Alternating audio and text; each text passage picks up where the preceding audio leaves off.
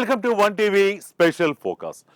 ఇంట్లో దయ్యం నాకేం భయం, వీధిలో దయ్యం నాకేం భయం, ఊరిలో దయ్యం నాకేం భయం అని పాడుకుంటూ ఎక్కడి వరకైనా వెళ్ళొచ్చు, శ్మశానం వరకైనా సరే వెళ్ళొచ్చు. కానీ ఆ ఊర్లోని రైల్వే స్టేషన్ వరకు వెళ్ళొద్దని హెచ్చరిస్తున్నారు. ఆకాశంలోని రాకెట్లు వేసుకుని వెళ్తున్నప్పుడు రైల్వే స్టేషన్లోకి వెళ్తే ఏమవుతుందని వితండవాదం చేసే వాళ్లకు అసలు విషయం చెబితే హక్కున నవ్వి 21వ దశాబ్దంలో కూడా ఇలాంటివి నమ్ముతారా, ఇదంతా ఒట్టి పుకార్లేని కొట్టి పారేస్తారు. కాదయ్య బాబు నిజం అంటే వేర్ ఇస్ ద ప్రూఫ్ అనే రకాలు చాలా మంది ఉన్నారు. అలాంటి వారందరినీ శైశవ ఆత్మలు వీరికి ప్రూఫ్లే కావాలి. ఒక్కసారి వీళ్ళకి జరిగింది కళ్ళకి చూపిస్తే ఇక జన్మలో వీరు వాటి గురించి క్వశ్చన్ చేయరు. ఏనాయనా ప్రూఫ్ కావాలంటే బ్రీఫ్ కేసులో పెట్టుకొని దాచుకోనేస్తారు. ఇది ఈ తరం మాట. కానీ దీనికంటే ముందు తరానికి ఆ రైల్వే స్టేషన్ గురించి చాలా బాగా తెలుసు. రైల్వే స్టేషన్లోకి కాదు కదా, ఆ దరిదాపులకి వెళ్లాలన్నా భయపడిపోతారు. పొరపాటున ఎవరైనా వెళ్తే ఇక అంతే సంగతులు. తిరిగి కోలుకోవడానికి కనీసం 6 మాసాలైనా పడుతుంది. స్టేషన్కి వచ్చే ప్రయాణికులే ఇంతగా భయపడితే స్టేషన్లో పనిచేసే వారి పరిస్థితి ఏంటి? పాపం రోజు ఎలా పనిచేస్తున్నారు? భారతదేశ పునాదులు నమ్మకంపైనే ఆధారపడి ఉన్నాయి. మనం నమ్మితే అదే భగవంతుడు, అదే దయ్యం కూడా. అందుకే ప్రభుత్వాలు కూడా దేవుళ్ళు దయ్యాల జోలికి పోరు. వాటి విషయంలో జోక్యం చేసుకోవడానికి కూడా సందేహిస్తారు. అవసరమైతే ఆలయాల నిర్మాణానికి తగిన సహకారం అందిస్తారేమో కానీ కూల్చివేతకు పూనుకోరు. దయ్యాల విషయాన్ని అస్సలు పట్టించుకోవు ప్రభుత్వాలు. ప్రజలను పరిపాలించే ప్రభుత్వాలు భయపడి దెయ్యాలు ఉన్నాయని నమ్మితే సామాన్యుల పరిస్థితులు ఎలా ఉంటాయో ఊహించుకోవచ్చు. దెయ్యాలు ఉన్నాయన్న ఇళ్లు ఖాళీ చేసి వెళ్లే వాళ్ళను చూస్తుంటాం, గ్రామాలను ఖాళీ చేసిన వాళ్ళను చూస్తుంటాం. కానీ దెయ్యాలు ఉన్నాయని ఏకంగా రైల్వే స్టేషన్ మూసేయటం ఎక్కడైనా చూశారా అంటే లేదనే చెప్పాలి. ఎందుకంటే ఏ తరం వాళ్లకు వీటి గురించి తెలియదు. కానీ ముందు తరం వాళ్లకు దెయ్యం ఉందని రైల్వే స్టేషన్ మూసివేసిన కథ గురించి వాళ్లకు చాలా బాగా తెలుసు. వాళ్ళని కదిలిస్తే ఎప్పటికీ ఆ సంఘటనలను గుర్తు చేసుకొని గజ గజ వణికిపోతారు. ఇంతకీ ఏంటి ఆ రైల్వే స్టేషన్? ఎక్కడుంది? ఆ రైల్వే స్టేషన్ లో అసలు ఏం జరిగింది తెలుసుకుందాం. Let's go.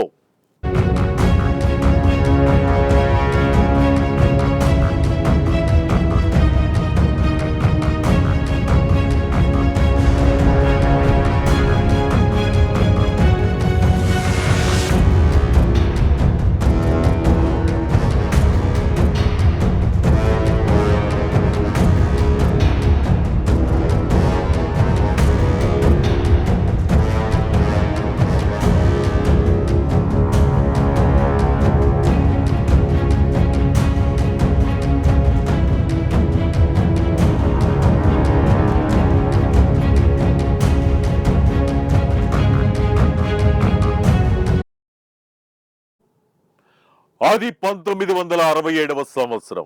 భారతదేశంలో ప్రయాణాల్లో వేగం పుంజుకుంటున్న రోజులు. కాలి నడకన గుర్ర బండ్లు అందుబాటులో ఉన్న వేగవంతమైన ప్రయాణాల సౌకర్యాలు అందుబాటులోకి వస్తున్న కాలం. దూర ప్రయాణాలకు రైళ్లను విరివిగా వినియోగిస్తున్నారు. ఎలక్ట్రిక్ రైళ్ల కంటే కూడా బొగ్గు డీజిల్ రైళ్లు అందుబాటులోకి వచ్చాయి. ఆ కాలంలో ఇప్పటికంటే కూడా ఎక్కువ నమ్మకాలు ఉండేవి. ఒక నమ్మకం జనాల్లోకి వెళ్ళిందంటే అది ఎంత బలంగా ఉంటుందో చెప్పడానికి ఇప్పుడు చెప్పుకోబోతున్న సంఘటనే ఒక నిదర్శనం. పశ్చిమ బెంగాల్లోని పురులియా జిల్లాలో బేగన్కోడర్ అనే రైల్వే స్టేషన్ ఉంది.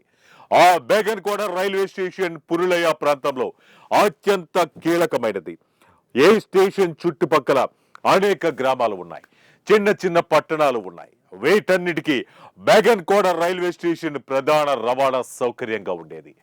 1967 వరకు ఈ స్టేషన్ లో ఎలాంటి ఇబ్బందులు లేవు. ఈ స్టేషన్ చుట్టుపక్కల దట్టమైన అడవి ఉన్నప్పటికీ ప్రజలు నిత్యం రైల్వే స్టేషన్ కి వచ్చి ప్రయాణాలు చేస్తుండేవారు. ఏమైందో ఏమో గాని 1967లో సడన్ గా రైల్వే స్టేషన్ మూసేశారు. ఈ స్టేషన్ లో పనిచేస్తున్న స్టేషన్ మేనేజర్ ఒకరోజు సడన్ గా షాక్ కు గురయ్యాడు. దానికి కారణం ఒక దయ్యం. అస్పష్టంగా వికృతంగా ఉన్న ఓ దయ్యాన్ని చూసి స్టేషన్ మాస్టర్ మూర్ఛపోయాడు. అప్పటి నుంచి ఆ ప్రాంతంలో దయ్యం ఉందనే పుకార్లు మొదలయ్యాయి. ఈ విషయాన్ని ప్రభుత్వానికి రైల్వే శాఖకు తెలియజేసినా పెద్దగా పట్టించుకోలేదు. దయ్యాలు గియాలు లేవని కొట్టిపారేశారు.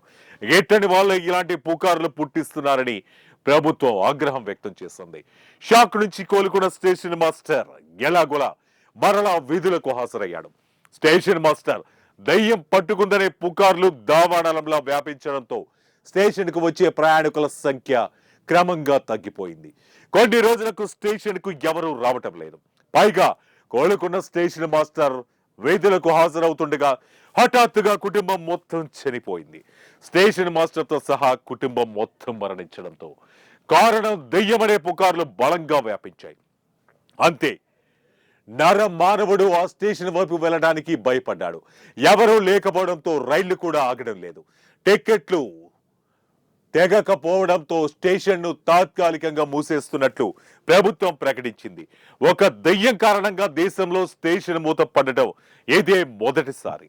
42 ఏళ్ల పాటు ఈ స్టేషన్ ను మూసేశారు.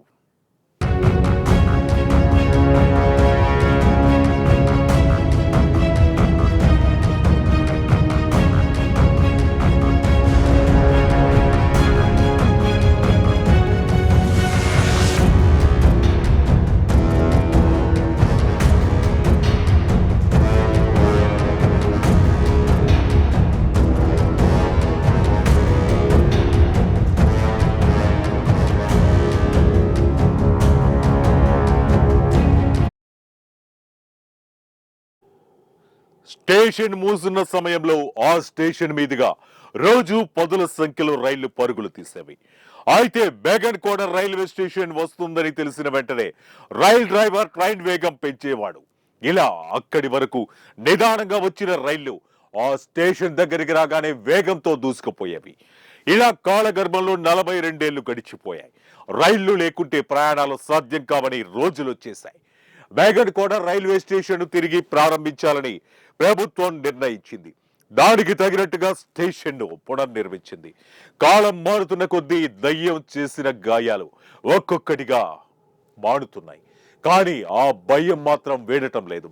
42 ఏళ్ల కాలంలో ఆ స్టేషన్ చుట్టుపక్కల ప్రాంతాలు కూడా అభివృద్ధి చెందాయి.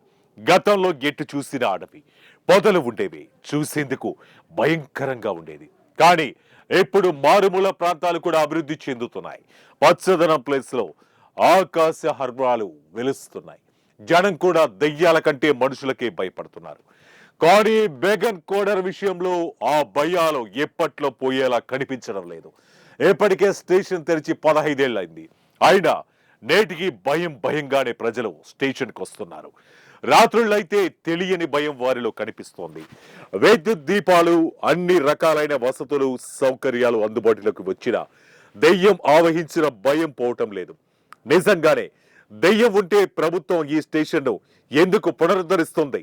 హోమాలు, పూజలు, వ్రతాలు నిర్వహించి దెయ్యాలను బంధించే మంత్రగాలను పిలిపించి వాటిని బంధించే వాళ్లే కదా. అలా చేయలేదంటే అక్కడ దెయ్యాలు లేవని అర్థం చేసుకోవాలి. కేవలం రైల్వేలపై ఉన్న అక్కసుతోనే ఇలాంటి పుకార్లను లేవనెత్తి ఉంటారని కొందరు అభిప్రాయపడుతుంటారు. రైల్వే స్టేషన్ మూసేయటం వల్ల రైల్వేలకు 42 ఏళ్లలో భారీ నష్టం సంభవించింది. ఈ ప్రాంతంలో రైళ్ల రాకపోకలకు అనేక అంతరాయాలు ఏర్పడ్డాయి.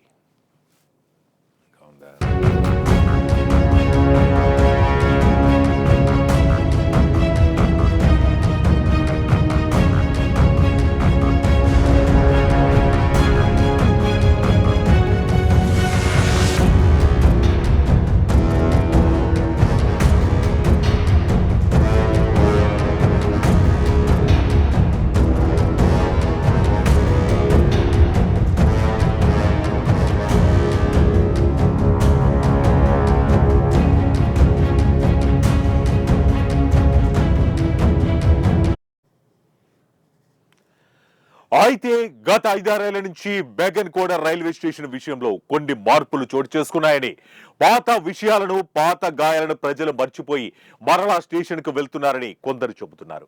ఇక ఏదైనప్పటికీ దయ్యం పేరుతో స్టేషన్ ను మూసేసిన ఘనత ఒక్క బేగన్ కోడర్ కు మాత్రమే సొంతం చేసుకుంది.